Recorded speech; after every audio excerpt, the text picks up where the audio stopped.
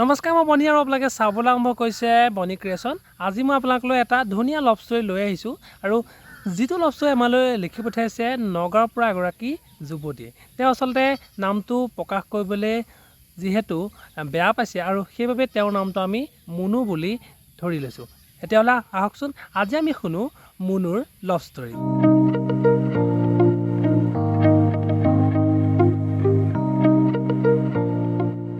তাই লিখিছে, 2 বছৰৰ আগত মোৰ ফেচবুকলৈ ফ্ৰেণ্ড ৰিকুৱেষ্ট এটা আহিছিল। তেতিয়া মই হায়াৰ ছেকেণ্ডেৰী পাছ কৰি ঘৰতে আছিলোঁ।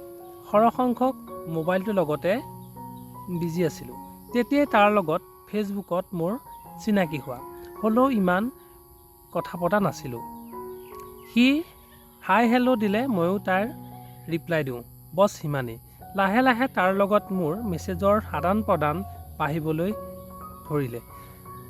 লাহে লাহে দুয়োজনেই মোবাইল নাম্বাৰ শ্বেয়াৰ কৰিলোঁ। সি ডিউটিত থকাৰ বাবে ইমান ফোন কৰিব পৰা নাছিল, হ'লেও যিখিনি সময় পাতিছিল হিয়া উজাৰি পাতিছিল। সি এদিন মোক প্ৰপ'জ কৰিলে, বিয়া হ'বানে বুলি। মইতো থতমত খালোঁ। মই ক'লোঁ মাক কথাটো ক'ব লাগিব আৰু সি ক'লে যিমান পাৰা সোনকালে উত্তৰ দিবা। অৱশেষত মুনু আচলতে ল'ৰাটোৰ প্ৰেমত পৰিল, কিন্তু এতিয়াও আচলতে মুনুৱে ল'ৰাটোৰ প্ৰেমৰ প্ৰস্তাৱ মানি লোৱা নাই আৰু আচলতে মুনুৱে এটা কথা কৈছে যে মই মাক কথাটো সুধি চাব লাগিব আৰু সি তেতিয়া কৈছে যে যি কৰা কৰা, খালি মোক উত্তৰটো সোনকালে লাগে। এতিয়া আচলতে মুনুৱে প্ৰেমৰ প্ৰস্তাৱটো গ্ৰহণ কৰে নে নকৰে বা মাকে আচলতে কি উত্তৰ দিয়ে আমি আগলৈ চিঠিখন পঢ়িলেহে গম পাম। তাৰপিছত তাই লিখিছে, তাৰ পাছতেই মোৰ মাক এদিন তাৰ কথা ক'লোঁ, মানে আমাৰ ভাল পোৱা কথা। মায়ে প্ৰথমতে নাকচ কৰিছিল যদিও পিছত য়েছ দিলে। তাৰপিছত সি এদিন চাকৰিৰ পৰা ছুটী লৈ আমাৰ ঘৰলৈ আহিল। সেয়াই আমাৰ প্ৰথম দেখা আছিলে। তাৰ পাছত সময় পালে সি আমাৰ ঘৰত প্ৰায়ে আহে। তাৰ কথা বতৰাত চাই সি মোক ভাল পোৱা যেনেই লাগিছিল আৰু সেইকাৰণে সি মোক যি সুধিছিল তাকে মই দিছিলোঁ। মানে পতি পত্নীৰ নিচিনা হৈছিলগৈ তাৰ মোৰ সম্পৰ্কটো।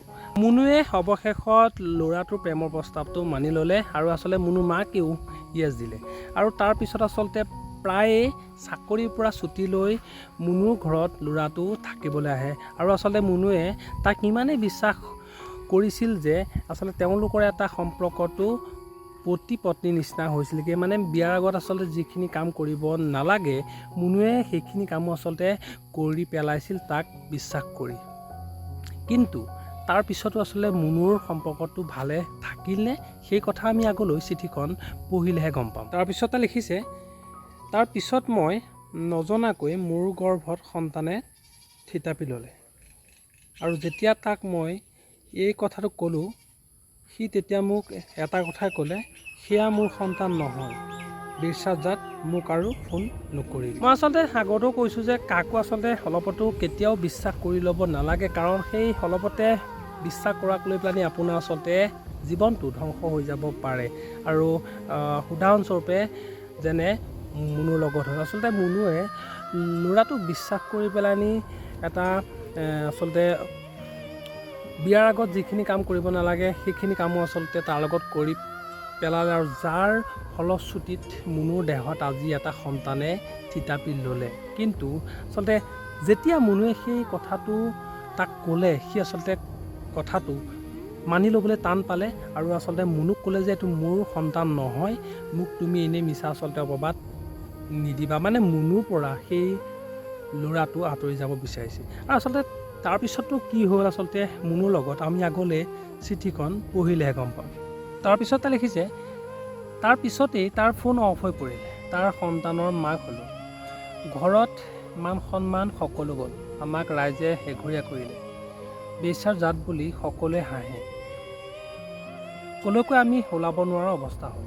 তাক মই সকলোখিনি বিশ্বাস কৰি সকলো দিছিলোঁ, কিন্তু সি মোক ধ্বংস কৰি থৈ গ'ল। মই শেষত এটা কথাই কওঁ, সি মোৰ লগত যি কৰিলে সি সুখী হ'ব নোৱাৰে কেতিয়াও। মোৰ সন্তানটো পৰিচয় কি হ'ব এতিয়া? প্লিজ পাপুদা মোৰ লাভ ষ্টৰিটো শ্বেয়াৰ কৰি দিব। চোৱা মনো, মই তোমাক আচলতে এটা কথা ক'ম যে তুমি আচলতে ফেচবুকত এটা ল'ৰা চিনাকি হৈ তাৰ আচলতে বেকগ্ৰাউণ্ডটো ভালকৈ নজনাকৈ তুমি তাৰ লগত আচলতে যিখিনি অবৈধভাৱে সম্পৰ্ক কৰিলা আচলতে সেয়া কোনো যুক্তি নাছিলে। আৰু মাহঁতো আচলতে এটা কথা তোমাক ভাবিব লাগিছিল যে আমি যিটো ল'ৰা আচলতে আমি বেকগ্ৰাউণ্ডৰ বিষয়ে একো নাজানো, সেই ল'ৰাটোক আচলতে তোমালোকৰ ঘৰত থাকিবলৈ দিয়াটোৱে প্ৰথম ডাঙৰ ভুল আছিল। আৰু আচলতে তাৰ কাৰণে তুমি তাক আচলতে বিশ্বাস কৰি আজি তুমি এটা সন্তানৰ মাতৃ হ'লা। মই এতিয়া তোমাক এটা কথাই ক'ম যে তুমি যি ভুল তুমি আচলতে কৰিলা আজি তাৰ বাবে তুমি আচলতে অনুতপ্ত হৈছা, মই গম পাইছোঁ। আৰু এতিয়া তুমি আচলতে বেলেগ কথা ভাবিবলৈ এৰি দিয়া, কাৰণ তোমাৰ এতিয়া সন্তানটো আছে, সেই আচলতে সন্তানটোক তুমি ভালকৈ ডাঙৰ কৰা আৰু তাক এটা এনেকুৱা আচলতে পৰিচয় দিয়া যাতে সি ভালকৈ জীয়াই থাকিব পাৰে।